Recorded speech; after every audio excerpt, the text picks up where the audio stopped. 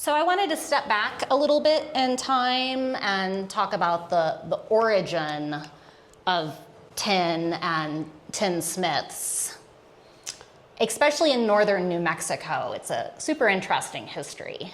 During the Santa Fe Railroad era, trains were coming in and unloading lots of food and ammunition containers. And as a result, I started doing the same thing. When I started to learn tinsmithing, I would pull into a distribution outfit, go to the dumpster, and I would find, lo and behold, there'd be like these 2.5 gallon tin containers. So that was really how it all started during the Santa Fe Trail, 1840 to 1940. And I have a book here that everyone should get. First of all, this is the new and improved version of this one here, to my understanding. This was like this was the Bible for most tinsmiths back in 1992, 93, when I discovered the craft myself. This is authored by Lane Coulter and Maurice Dixon Jr., whom we have the privilege of having Mr. Maurice Dixon here with us. And I'll tell you something. No. We're going to tie you down to that chair. He co-authored this with Lane Coulter. It is one of the best references at the time. The way I found out about, I could segue into how I discovered Tinwork was back in the day. Do you remember when we used to read newspapers?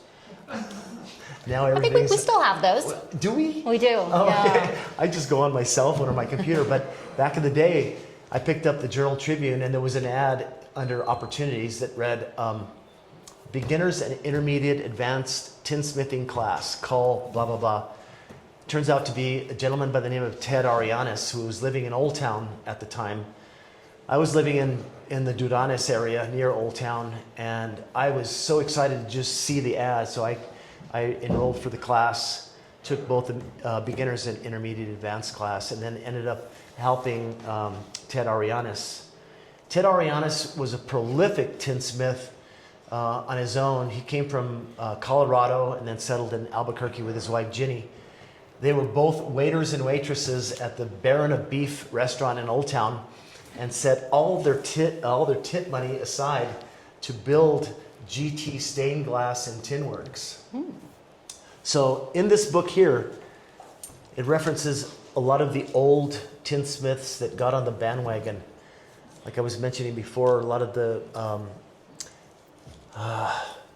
tinsmiths that started building utilitarian objects like sconces and mirror frames, and placing Mexican chromographs and lithographs in between a glass and a tin panel, started to build these beautiful ornate frames such as the one you see on the cover.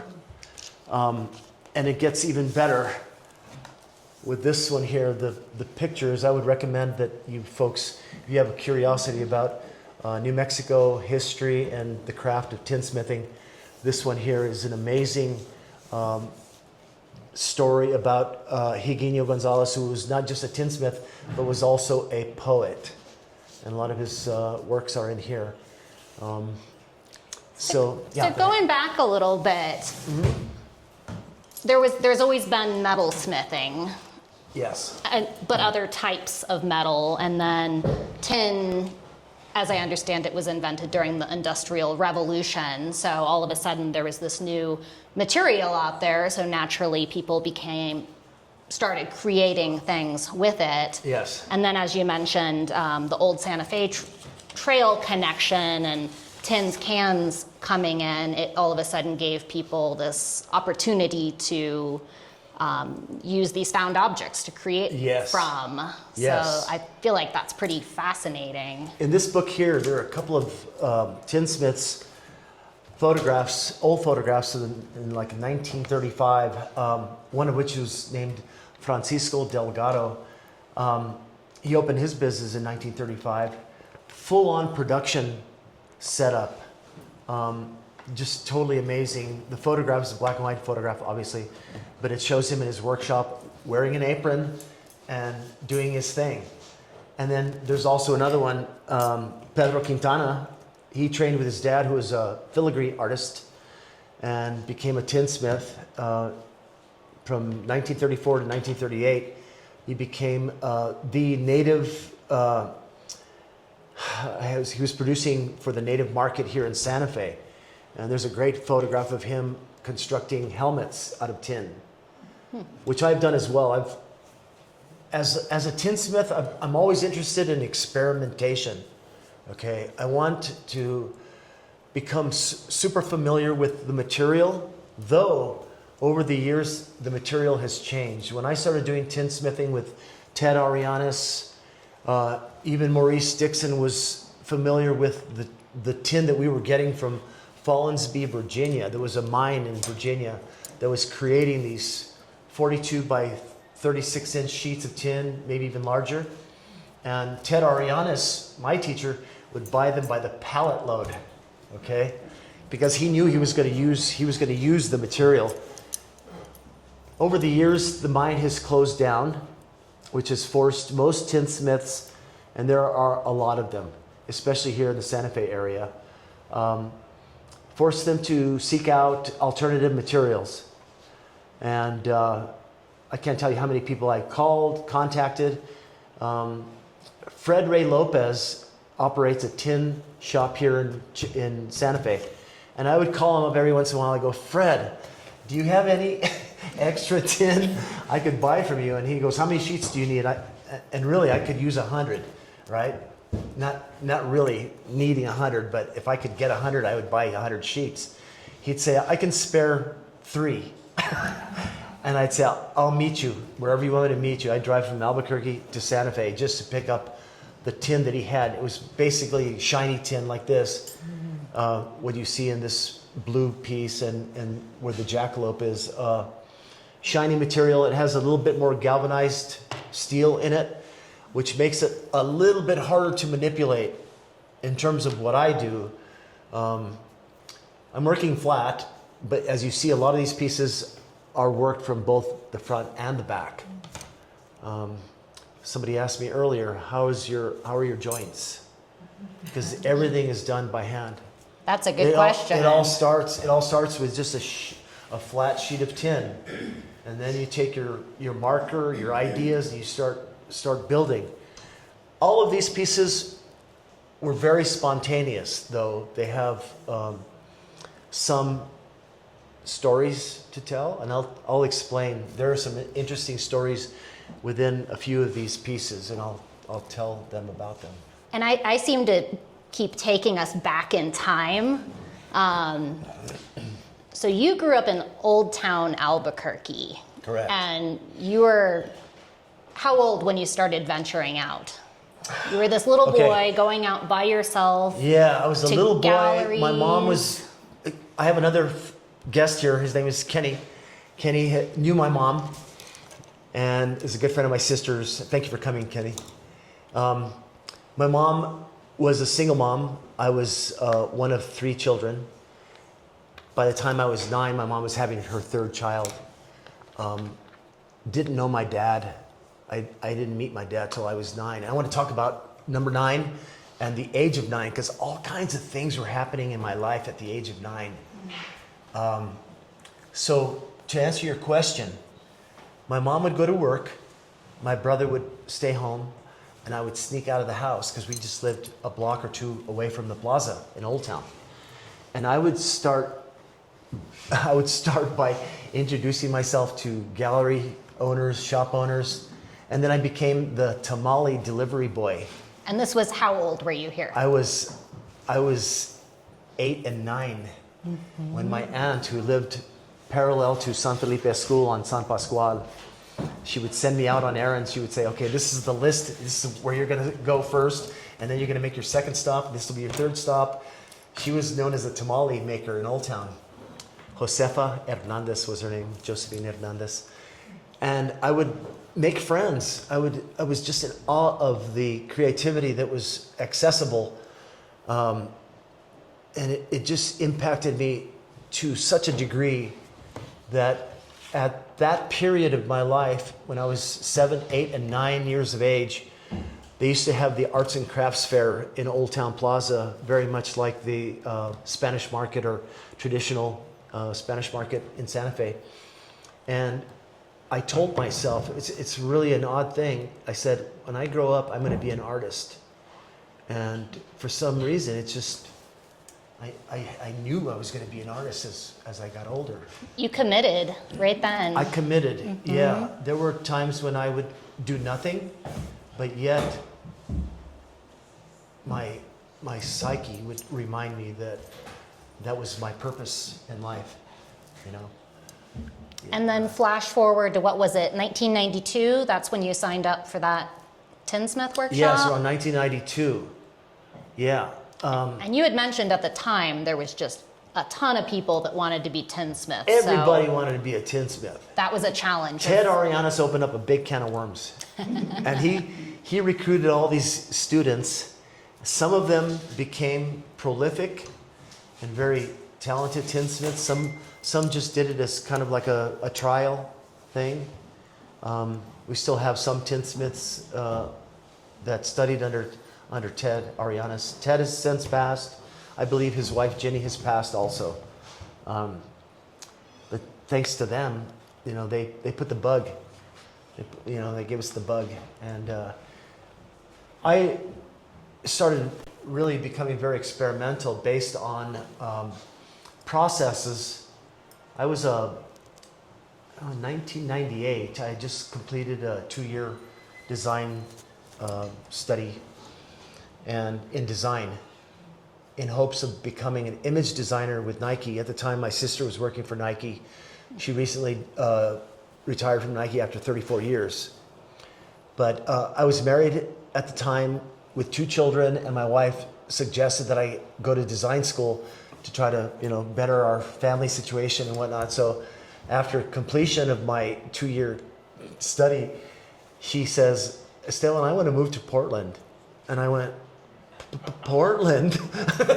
Why Portland?" No. And she had gone to Washington State with one of her creative writer friends. They were into creative writing. And they had gone to Washington State, and she comes back. She says, "We have to go to Portland, even if it's just for a visit." So we went for 10 days, came back.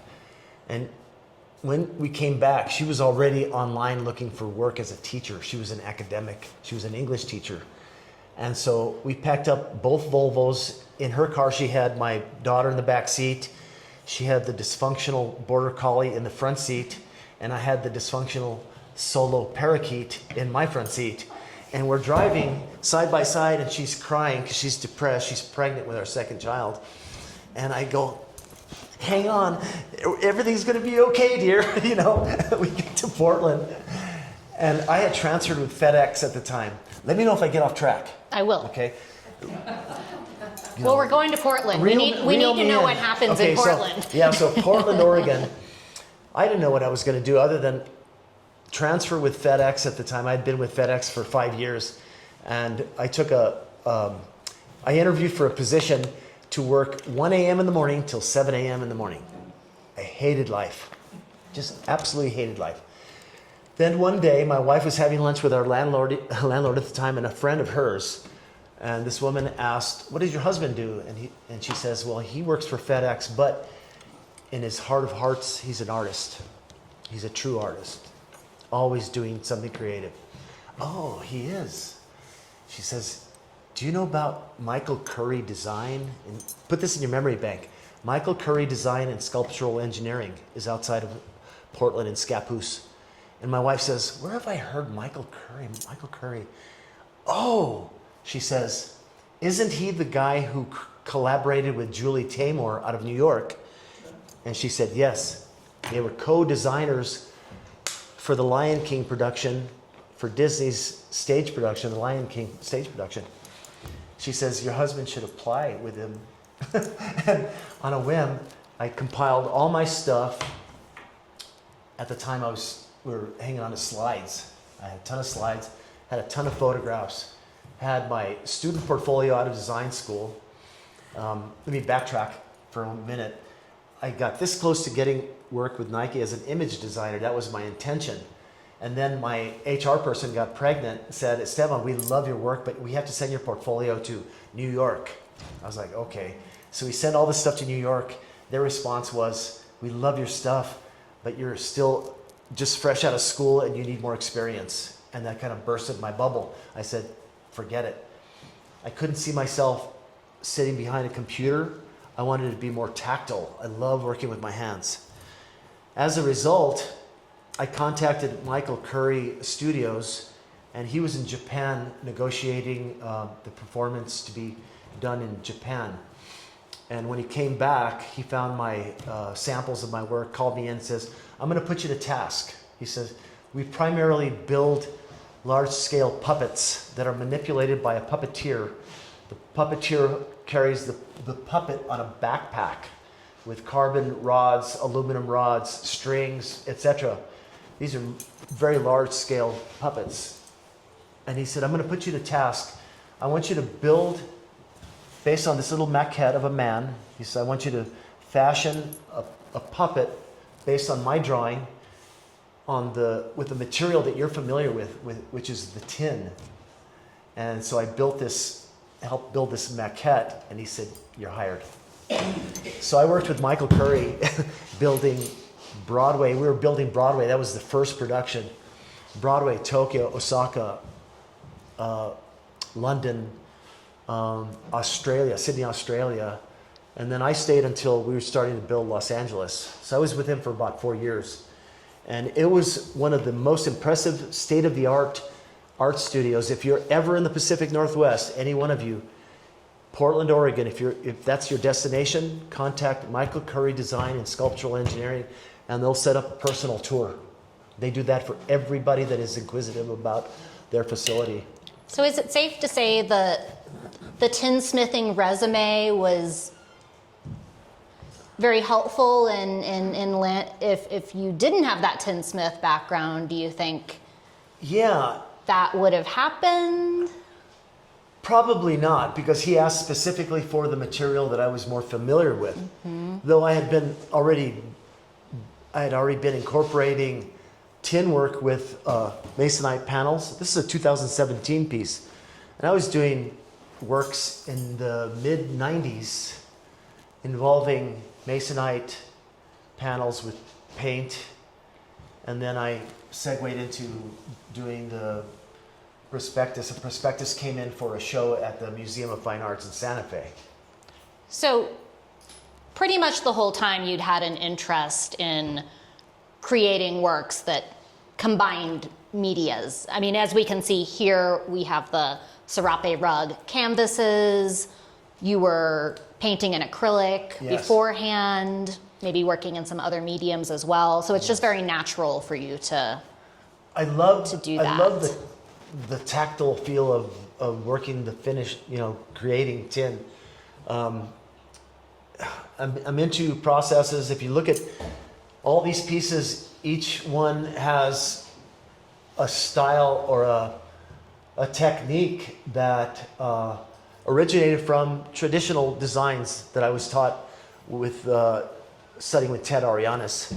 When I was working with Ted, he would provide paper patterns of a lunette. The crowns that are on these frames are called lunettes. And he would have paper patterns so that we could actually cut out the pattern, place it on a piece of tin, and then start manipulating the tin. I do all my cutouts from a single sheet of tin. And then I work it either through either punching, scoring with a little tiny glass cutter, and other various hand tools. So for any one of these pieces, are you pre-visualizing the full composition, or are you starting by creating the individual tin elements and then building Good question. from there? Really good question. Well, for instance, we'll just talk about this one with the birds. That was the first piece I had done. I had a friend call me and said, Esteban, I've got an old wood frame. It's in my driveway if you want it. Pick it up. It was red, green, and brown. Do you have a picture of it? No, I don't. I wish you I did. It was in bad shape. So as a result, I wanted to honor my grandmother who passed away 61 years ago when I was 9 years old. Okay. The family was getting ready to go to San Felipe. I'll tell you the story. I'm already into it. My family is getting ready to go to church at San Felipe on Mother's Day to celebrate Mother's Day. And my grandmother was asked by my aunt if she would go open the gate to the driveway so that they could back the car out when everybody was ready to go. Well, minutes passed, a few more minutes passed, and my grandmother never came back. And so my aunt summons my cousin Antonio, who was my age, 9, said, Antonio, go check on Grandma, tell her we'll be right out. We're almost ready. Grandpa's shaving with a straight razor. So he goes out and he finds my grandma in the driveway, looking up at the heavens, lying on her back with a smile on her face. She had died of a heart attack on Mother's Day. And so for years, as a child, beginning when I was a child, I would visit her and my grandfather, and they were very humble, and she had your traditional serape on her couch. That memory stuck with me all my life, okay? And that's what spawned the idea of creating a piece to honor my grandmother, okay?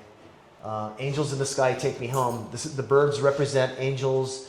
The directional arrow, directional crosses indicate spirit activity.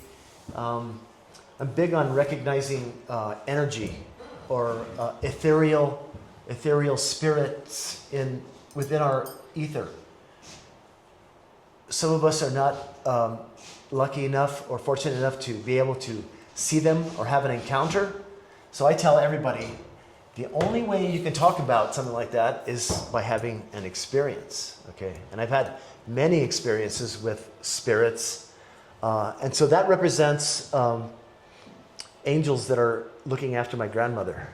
So years had passed, and my mother passed away in August.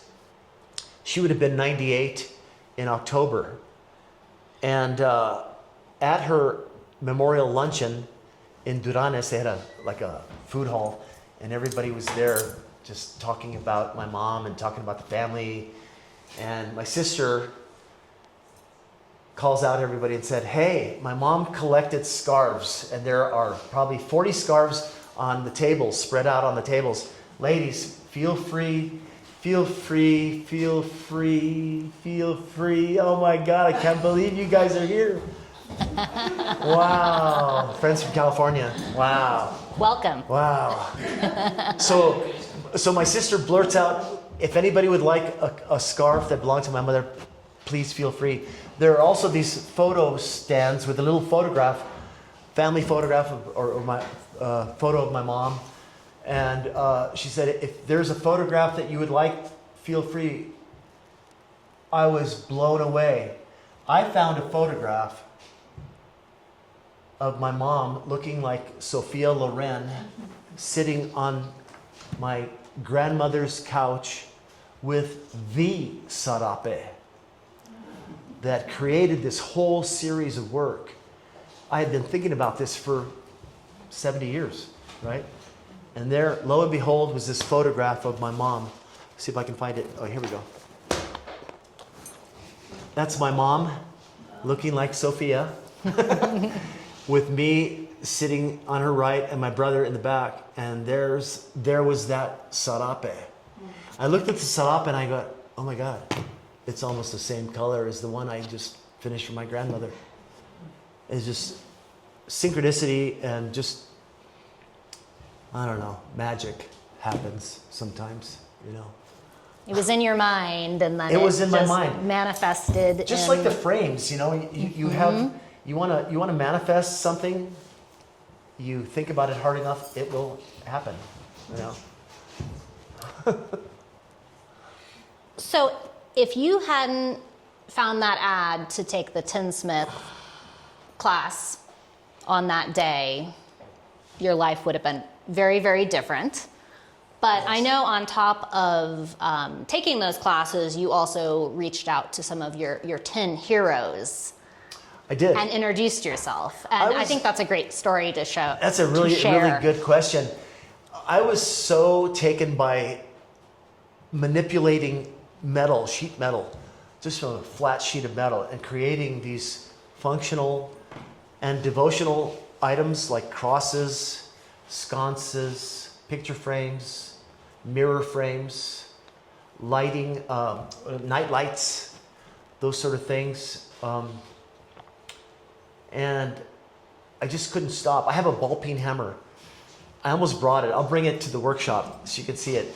The ball peen hammer was used so extensively that the hammered part that you use, right, to tap the punch has a huge angle because I had punched so much metal. And as a result, I've had a few other hammers that I use. Well, how about that hammer you brought to hang the show? I almost brought that too, as a joke. So our preservations manager, Jacob, was in here and we were getting ready to hang the show, and he's looking around at the work and he looks really into the work, but then his attention turns to his hand and he's like, tell me about that hammer. It was a framer's hammer. I really didn't need a hammer that big either. But it had some history to it. It did. A friend of mine had given me a bunch of tools, and he gave me this framing hammer. I thought, I'll just use that. It'll be easy to, hammer a nail into these walls, And Jacob was so kind as to, wait a minute. He says, let me go get you another one. But I'm going to bring you back to that great story of reaching out to some of your tin heroes. Oh, yes. I think so you might have. I had just divorced my first wife, and I was renting a small studio apartment from my brother at the time, and I was just going gangbusters on the tin, based on Maurice's book, New Mexico Tinwork to 1840, 1940. And I went, those guys look cool, right? Maurice Dixon, Lane Coulter. I said, I've got to find out where these guys are. I did, and I contacted them and I said, I would love to have you guys over for dinner. They came over to my house. I showed them some of my stuff. We had dinner, we broke bread, and What'd you cook? after that, what did I cook? Yeah. I don't remember. Do you remember, Maurice, what we had? It's been so long. It was back in, it was like 1993, 1994. Mm-hmm. And just the idea that I had wrangled these two guys into my living space, I was like, oh my God, this is like the cherry on the top, And so that gave me more motivation to experiment. I was really big on experimenting with the metal that we had at the time. I think that's also just a good lesson for all artists and creatives or people who are out there looking into getting into a medium, and it's okay. Maybe you don't hear back from the person, but right. You can try, and they might respond, and they might come over for dinner, or if you don't ask, exactly. You won't know. So yeah. Highly recommended. Similar story, I'll make it real quick. I had a friend from Spain, and when I met Roberto Nor, he was from a family of 16. He was the youngest of 16 kids. And I would tell him, Roberto, one of my favorite Spanish artists is Antoni Tapis. I don't know if any of you know Antoni Tapis, contemporary Spanish painter. Utilized sand and mixed materials to create his works. And I said, one of these days I'd love to go to Spain and visit Antoni Tapis Museum. He goes, Antoni Tapis! He goes, Antoni Tapis is my brother's best friend. You want to meet Antoni Tapis? Yes, please. See, that's how it works. I said, yes. He says, you come to Spain and I will show you. I will introduce you to Antoni Tapis. Love it. But I met Maurice Dixon and Lane Coulter, in terms of, finding out more about the history, really, the history of the tin work. Well, that's one of the things that's so interesting about your work as well, is you've taken it to this new contemporary place, but it benefits from all of that history that you absorbed and the traditional techniques. You're not just grabbing some tin and making up something Yes. new. All that history's in there, along with your own history and other people's histories. Back to your other question, though, about in terms of finding techniques and stylizing the tin. I lend my work to traditional design, but really want to take it to the next level, you know. And once I completed this body of work, I started creating works on a single sheet of tin. So a 24-inch by 36-inch sheet of tin, I was treating it like a small piece of tin, but I wanted to create an image on a complete sized sheet of tin. So that's what I'm working on right now at my house. And not that we're closing by any means, but if ever any of you are in Albuquerque, you're already in the Esteban Durán fan club. So I would love for you to contact me. I brought my business cards, which I never have. I never have business cards. But Now anyway, I you had do. some made for this show, and it has my information. I'm on Instagram, and I'm in the South Valley of Albuquerque near the National Hispanic Culture Center. Please call me, and you're welcome to come into my domain and see where I do my work. I've got lots and lots to show.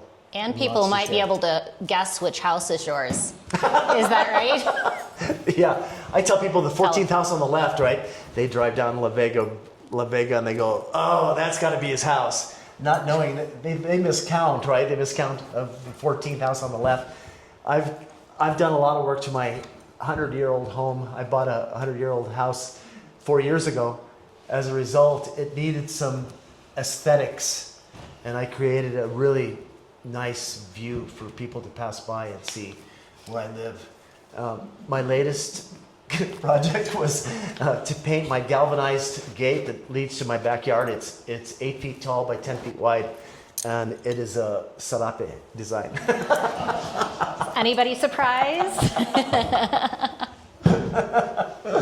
So we were talking a little bit about teaching. So you benefited from having all these amazing teachers, but you've also taught Yeah, as well. And so that's a whole great mentorship situation in both ways. A lot of these earlier techniques get lost without that.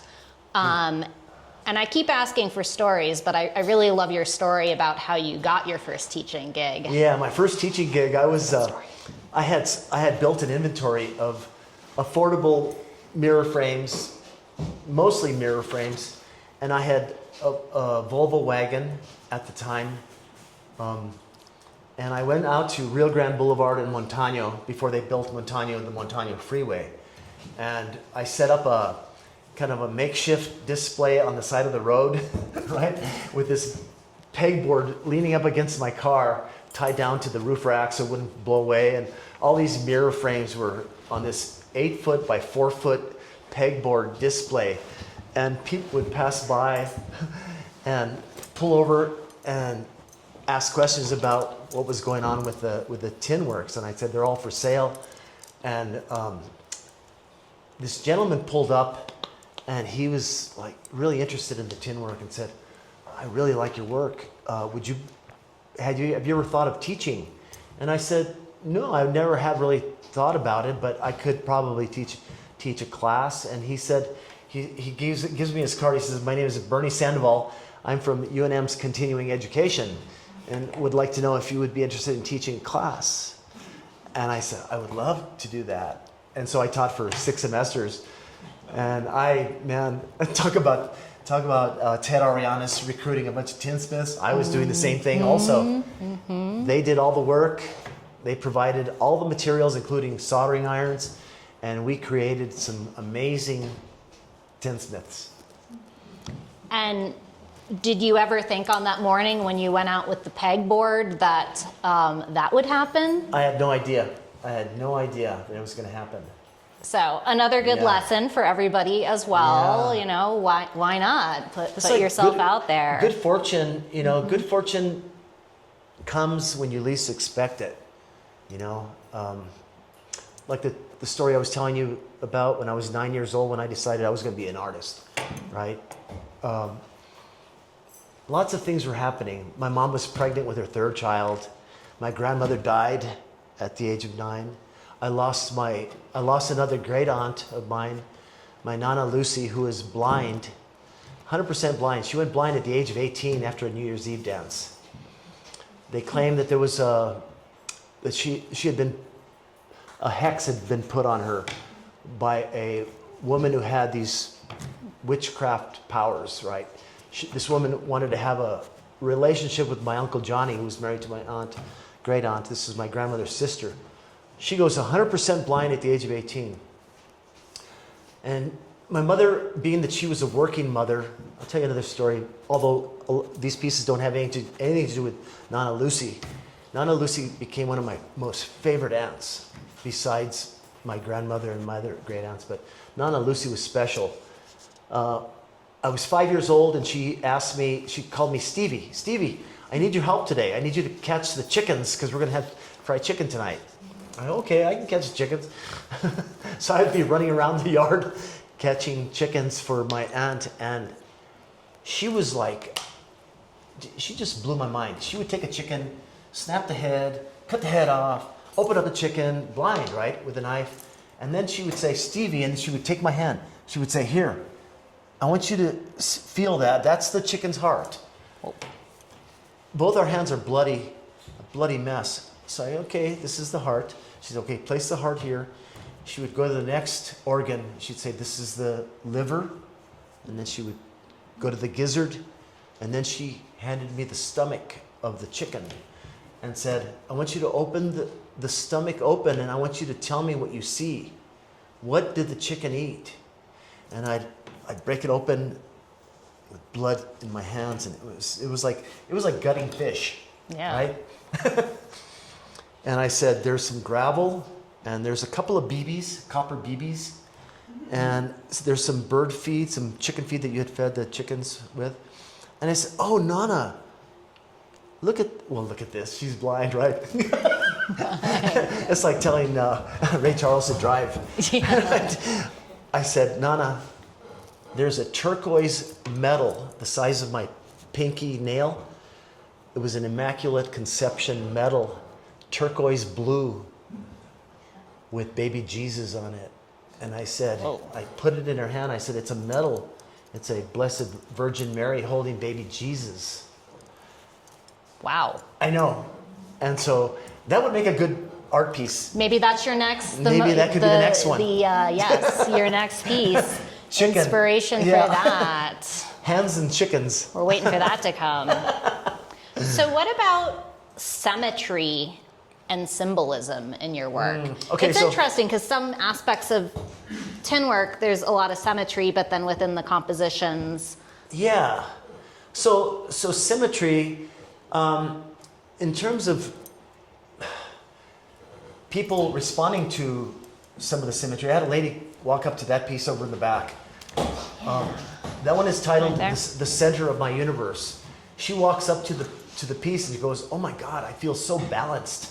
And I go, that's exactly what I wanted to hear. That's exactly the premise of these pieces. That piece was built from a single sheet of tin. Certain elements, if you'll notice, the circles fit within the circles on the outside of the piece, which fit the small discs into the bands. The two large pieces on the end fit together with the centerpiece. And really the idea behind that piece is really to emphasize balance, okay, within ourselves. Basically that is a reminder of the 7 chakras that we have. Those are vibrational centers in our body that are essential in finding a balance within ourselves. Speaking of balance. Speaking of balance, yeah. The symmetry, I try to find a way to show the symmetry. The piece with the snakes, with the blue frame, blue and pink frame. Yeah, I created that piece with the idea that snake spirits exist within certain cultures.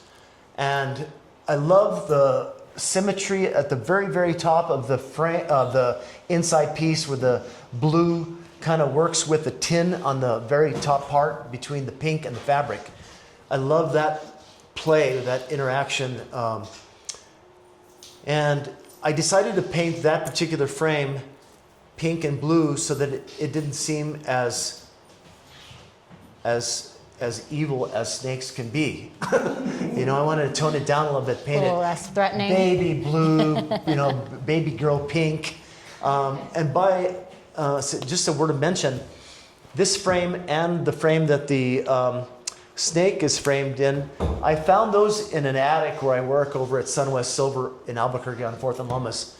I was up in the attic and I had seen these frames leaning up against the wall, and I brought them down and I showed them to my boss and I said, Ernie, would you sell these frames to me? They were in a natural form mahogany. They're mahogany made in Indonesia or Bali, right? And on the back of both of those frames was the name of the artist who carved and made the frames, and his name was Hinanu. Some guy I don't even know, right?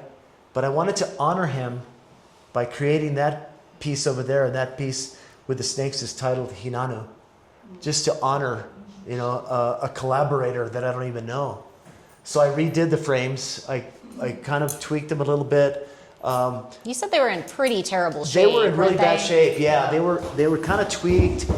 Some of the corners were separating, and so just being interested in processes and creating a frame or a piece that's going to last a long, long time. I put some effort into fixing the frame and painting them the way I did. Embellishing the frame, making the frame part of the artwork. Well, yeah, and it becomes a big part of the piece itself, and Yeah. that maybe kind of harkens back to early tin work where people were collecting maybe tin cans and repurposing those to create art. Exactly. None of the tin in this exhibition is repurposed tin that I know of. I know you've No, I did worked gift you. with. I gifted you one. Thank you. Yeah, I made 2 of these dry flower sconces. Well, I made a few, but for this exhibition, I thought, oh, you know what I'm going to do? I'm going to donate this sconce, the birds, the wings. I did some elephants with wings. I wanted to pay back the foundation for inviting me to do this exhibition.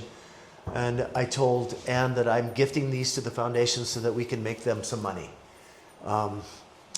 But I did create the original flower sconce out of a pistachio shipping container. And it had a really nice patina. And when I came in to hang the show, I said, first bit of business, I said, I'm going to take care of Anne. So I said, okay, you have a choice to make here. You can either have a new and improved, or you can have the old and special, And she chose the one that was made from a pistachio shipping container. And really, that is really the emphasis with what the old tinsmiths were doing, utilizing found material, I didn't have to think about it very long, did I? No, you did not. I was like, I'll do that. Oh. Well, we could probably just keep talking for a very long time. We've done it before. But I feel like we should turn it over to the audience for some questions here, if anybody has any. I know you do. You talked about your inspiration coming from the serapes, but one of the big departures here is the fragmentation of the pieces. Rather than being part of one, they're all part of one composition, but unlike a mirror where everything is attached to it, that you've used the elements separately, Yes. and you've moved them around relative to one another. Was that a liberating moment for you, or were you always thinking that way? It goes back to your question about being spontaneous with the work. I don't have a preconceived idea. This one here, I did have an idea of what I wanted to propose in terms of honoring my grandmother. Okay, I have been asked many a time if I borrow Native American iconography, and I don't. I'm influenced by Native American culture, and the native thing is really embedded in my psyche, and I think it's because of a past incarnation. Okay, if you believe in reincarnation or incarnation at all, I believe that at one of my lifetimes I was a native,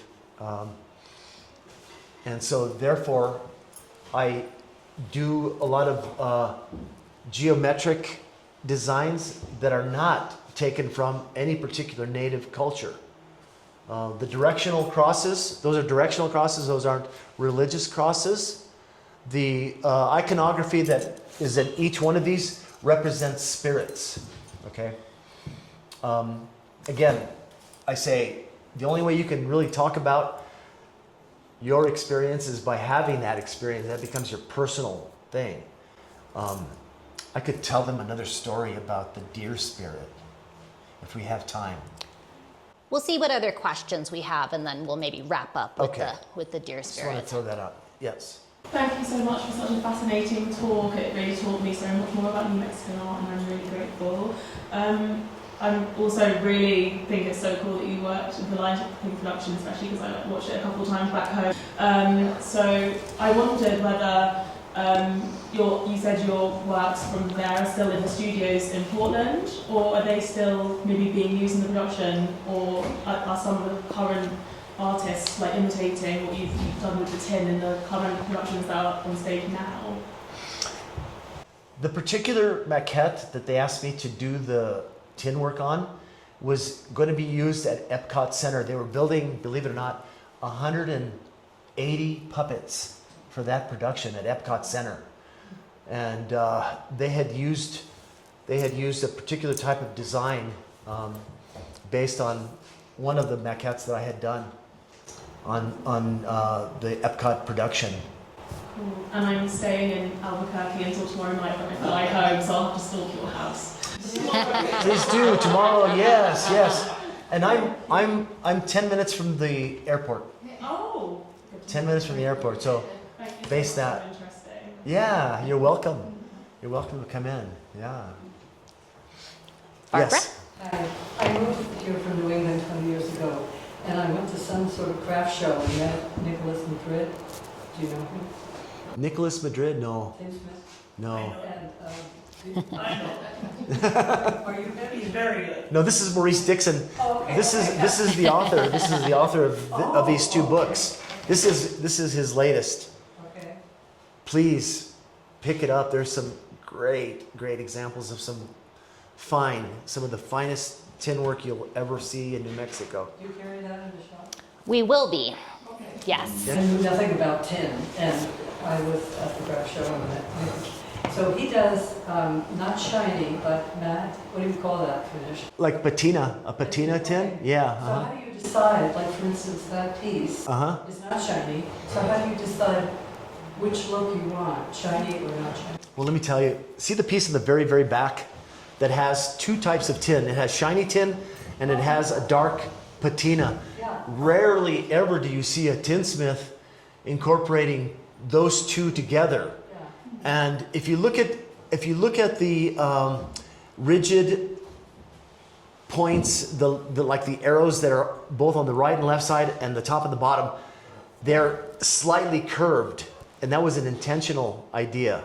But I wanted to experiment because I knew that I was going to paint the frame a sort of a silver nature, and I wanted to see how whether or not the patina tin and the shiny tin were going to conflict. Okay, that particular piece is titled "Cultivating the Third Eye," and when I say cultivating the third eye, that means me as an individual trying to cultivate my entry to nirvana. When you see a bindi, when you see a native Indian wearing a bindi, you know what a bindi is. It's like a little dot right here at the in between the brow. Yeah. Everybody has a third eye, and the third eye is stimulated by the pineal gland. The pineal gland has been noted by ancient civilizations like the Egyptians. They claim, and so does the Hindu faith,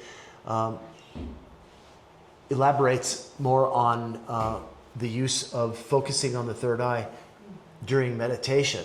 So when you go into deep meditation, what you want to do is you want to focus on the third eye.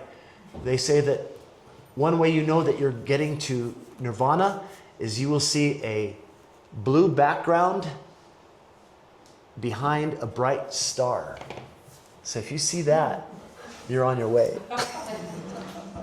Well, and you have a meditation practice, don't you? I do. And you're a martial artist. Yeah, And yeah. that all kind of comes together in terms Yeah, of. I'm glad you asked that question because back in the 1970s, I was hanging out with some friends who were involved in heroin, and I was losing a lot of my friends to heroin addiction. And being that I was raised by a single mom, I was on my own, man. I loved it. I loved being on my own, being out on the plaza, looking at art, meeting people that owned shops. It felt safe, right? I had no direction. I really didn't know what I was going to do after high school. I graduated in 1973 from Valley High School. And I was having a real tough time with the idea that I was losing friends. One of my best friends, Bruce Johnson, his mother his mother was the restaurant owner at La Hacienda. His father was a doctor, and my friend Bruce was like my older brother. I was closer to him than I was to my actual brother. And he told me one day, he said, don't ever do heroin unless you do it with me. He said, I'll show you how to do it safely. I'm like, what? I didn't want to go there. And then one day, because I didn't really have a direction, my mother was busy working. And one of my cousins, his name is Patricio Antonio Zamora. He signs all his work P-A-Z, paz, which means peace in Spanish. And one day he comes up to me and he says, Primo, he says, you should come to Crow Park on Saturday with me. He says, there's a guy, he's a black Muslim priest, and he's teaching martial arts. You should come. Check it out. Changed my life forever. Mm-hmm. I needed to find a discipline that would help me to find myself. And because of the hard work, I learned that martial arts was not just about fighting, it was about healing. And really that's the emphasis. When you talk to a Chinese person, talk about Tai Chi, it's a healing art. Kung Fu, the translation of Kung Fu, the Americans pronounce it Kung Fu, Chinese pronounce it Kung Fu with a G. It literally means working man, and or hard work. And as a result, I studied with this martial arts teacher, and I became just like discovering tin. It was one of those things that just moved me internally. You know, instead of being outward, I would go inward to try to find my balance and find my center. And I'll be 71 in January, and I still train every other day. I used to train every day. It became an obsession, like Tinwork. And I decided as I got older that I could probably start, just letting one day go and start training every other day. And it's really helped me quite a bit. It's become a practice. It has to be. Those things have to become a practice. Even just the tin work, any kind of creative venue, it has to become a practice. I tell all the young kids.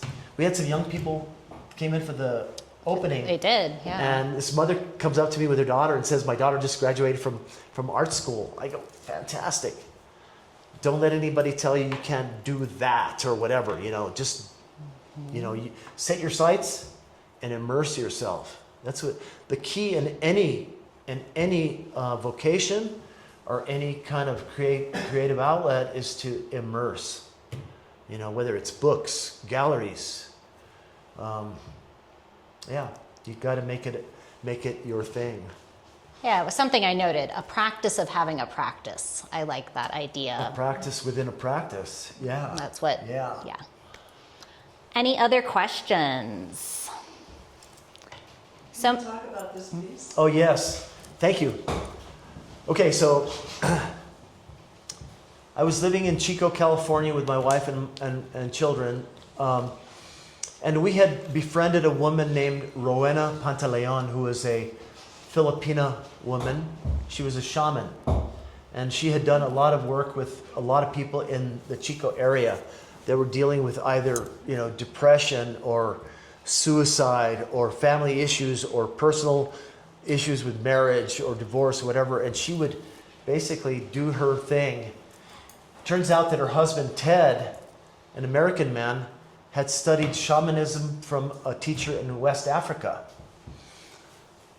And there was a time when Rowena had called my wife Deanna and I and said, we're managing Stewart Hot Springs near Mount Shasta. It's 3 hours from Chico. You guys should come up, spend the weekend with us. Well, what do? We load up the Volvo wagon, head up towards what was called Stewart Hot Springs. That's what they were running. 3 hours away from Chico.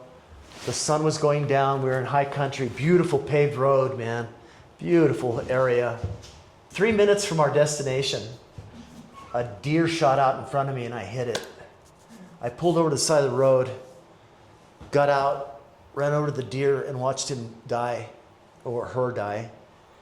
And called up Rowena. I said, Rowena, I said, I'm 3 minutes from you guys.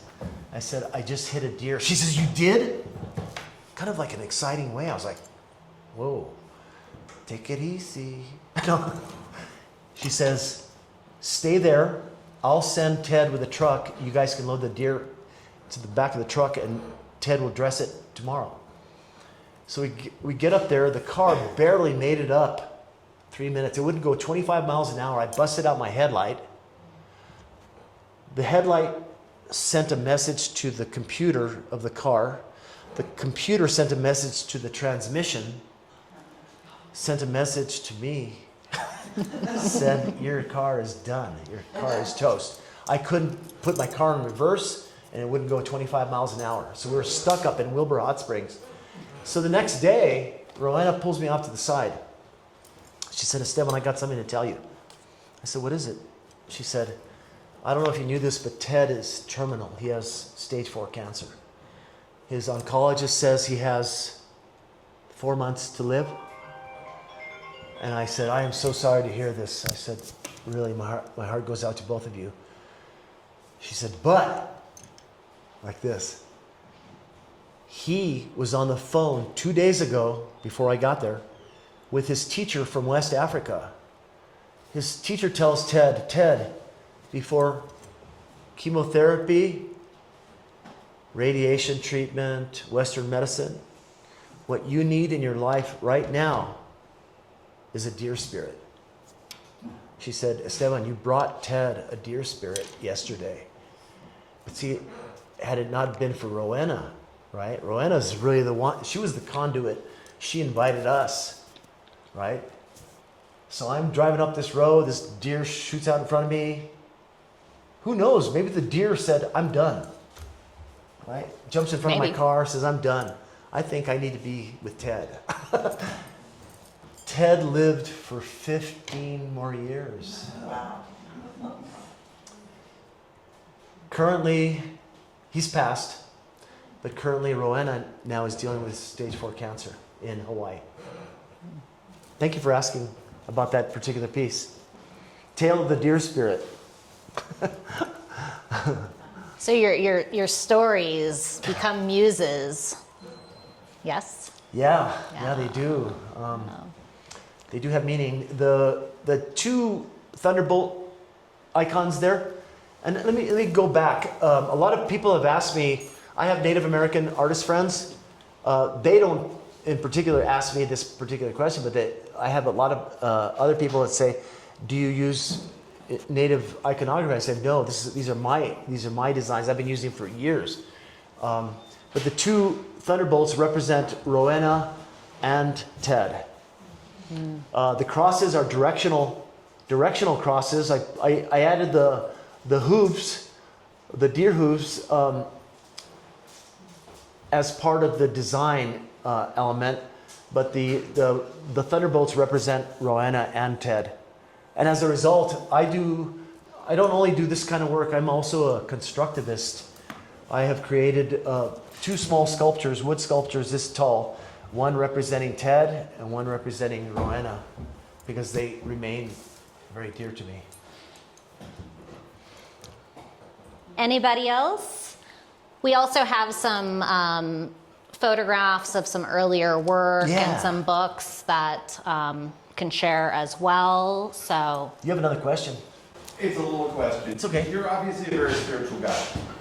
And when you I know other artists when they talk about doing craft work, especially handwork, so to separate themselves, the self that talks all the time from the one that's working the hands. And they're often watching their hands do the job of creating art, and they're telling themselves stories about what their hands are doing. Are you really well integrated in your personality? It sounds like a rude question. That those are the same person, or do you separate that the action from the thought about it? It all works together. You know, I go inward a lot. When I was invited to do the show, I separated myself from all my social life. You know, I just stopped. I basically sacrificed my social time to create 7 works, because I had already had 5 that I was building. And again, there was no intention planned. I mean, I had a feeling that at some point I was going to be able to show it. I'm represented by Exhibit 208 in Albuquerque. Kim Arthun is the gallery owner-director. And so I've shown a couple of pieces there, but I had no idea. But to answer your question, working the metal, especially when I start to punch my tin, I have a punch and I have a hammer, okay? And it's a repeated thing. Boom, boom, boom, boom, boom. And I go inward. I separate my outside life, and I go inward, and I focus. I practice really mindfulness. It's a form of mindfulness training, and so I separate myself from our worldly issues, and there are a lot of them. You know, we can either get sucked in and be bothered by, you know, the global problems, or we can try to make our own world a better place. And that's what I try to do. I go inward. And a lot of these, more so like the center of my universe, right? You see a repeated pattern of a punch tin there. I take the time to actually register each punch. I'll take a Sharpie. So most of the work was done from the back side, with the exception of the florets that represent the 7 chakras. See there, the 7 chakras in the center? Most of the work was done on the face side, whereas the rest of the piece, the work was done from the back side. So when I work the back side, I've got all these Sharpie lines and measurements and geometric. I hated math. I got my first D in algebra in school. I thought it was the end of the world, right? But as I got older, I realized how important it is for math, you know, to be able to do geometry on my metal to help me produce really detailed, regimented punching that is registered. 1/4 inch apart, 3/8 inch apart, whatever the spacing is, you know. So it becomes very much Zen for me, you know. I try to focus on what I'm doing at hand. rather than being scattered and going, oh, I think I need a break. I think I'll go drink a beer. No, stay with what you got going on. You know, it becomes it's like a practice, you know. Well, that's a great question to wrap things up on, and everybody's invited to come forward and take a look at some of these pictures, and if anybody has questions about any of the artwork or those last two spots in the workshop, you can talk to either one of us. And thank you so much for coming. Thank you so much.